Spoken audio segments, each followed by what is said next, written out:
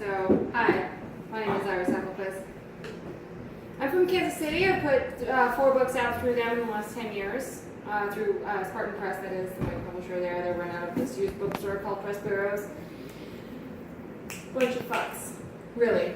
In a good way. Whatever.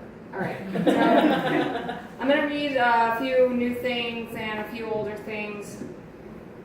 Right now, I'm writing a series of poems that all kind of mingle together around this theme of shadow and this theme of winter.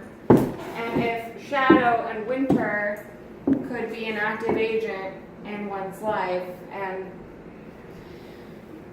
whatever. So I'm going to read this poem now.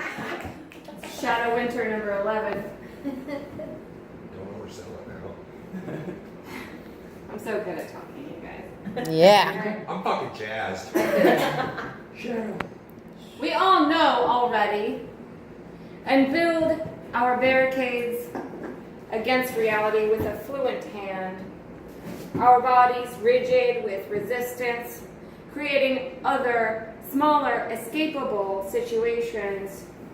We all know already, so dull the fact that where we meet is not a plane or place. It is a vector unresponsive to the influence of external forces, wheedling, pretending to not know as we do already. Purpose is predicated on ignorance, the willful neglect by which we are permitted to make comparisons at all, creating other, denser shadows by which we define summer, with which we illustrate our desire to unknow. What's that one?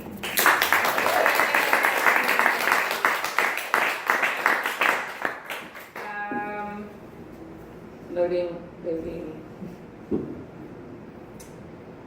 So, I'll do one more from that series.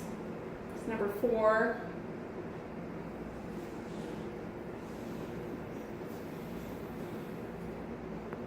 Yeah.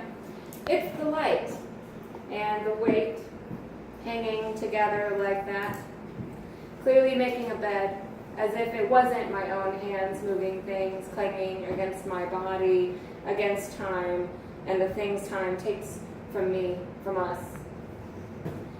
We were there when we were us being us there. We were just making a scene.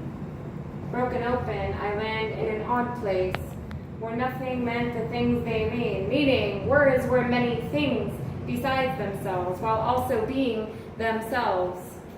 The sun shines, and my heart, under it racing, broken open, my body wants to sing. Yeah.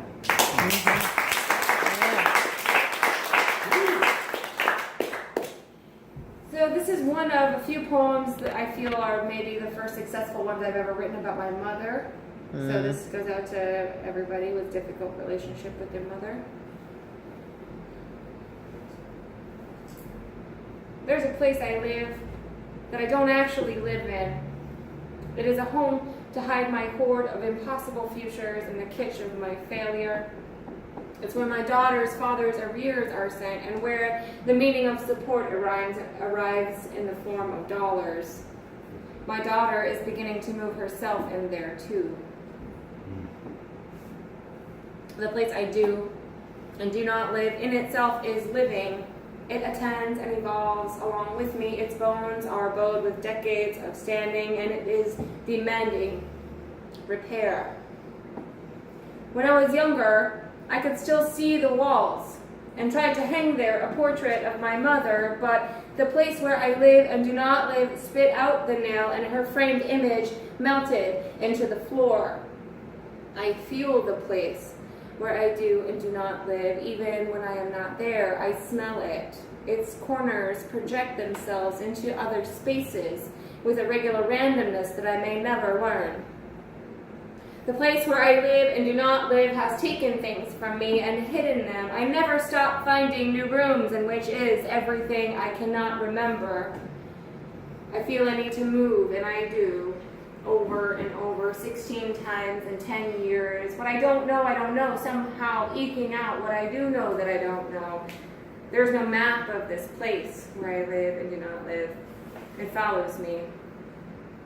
Now there is only enough space for my person to stand amid the horde just inside the open door. My daughter displaces things and she suggests building an addition, maybe an outbuilding. The place where I live and do not live groans whenever I pull a matchbook from my pocket and breathe the flame from my fingers.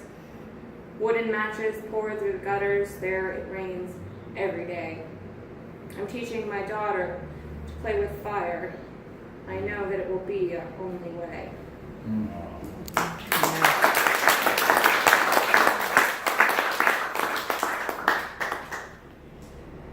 So that it's a happy book. You can tell. It's yeah. Be a feel good, fun time. Watch out, chicken soup. No shit. No shit, my friend. Okay. This is from Where We Were There. Came out in 2015 in March. Part of the series of books that Prosperous Spartan did. Chat books. Basically, one author a month for ever now. Everybody's gonna. You get a book, and you get a book. Anyway, this is. As long as you're okay with it. Not a nice person. So here we go. It was a normal day. Full of bees. We killed an hour saying a lot of nothing, trying to say something, and the weather was perfect. The children were getting hurt. It wasn't too sunny or hot or anything like that, and the clover pulled at our bees inside. It bit for a minute, saying all that nothing over and through all the something like honey seeping out. Sappy children with their contusions and tantrums, they brought perfect purple blossoms, even with tears and the leaves broken. It was such a beautiful day for crying in the park. And I can't lie, it seemed like your bees were really fat, loud flies, and my bees were bees.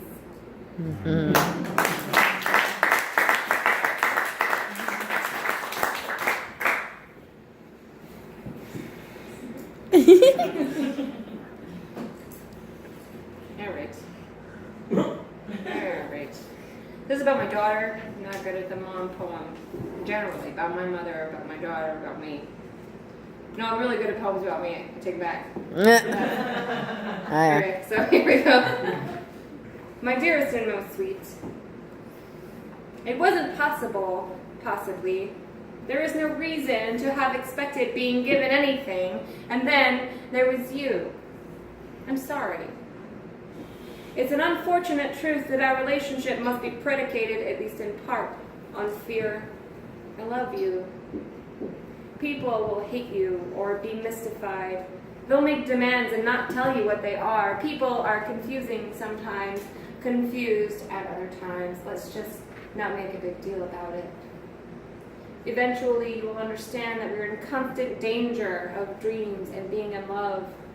You're welcome. It's my burden and boon to ensure that you cannot let your own certainty get in the way of anything, to facilitate your feeling absurd in times of banality, to conjure magic in times of nothingness, to break open all the vaults of the world for you. It's not fair. It's scantly peaceful, it's strange, it's exciting, and shortly imperfect.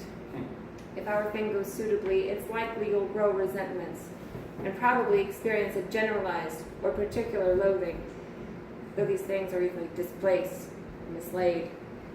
I love you. I'm sorry. It's not fair. You're welcome.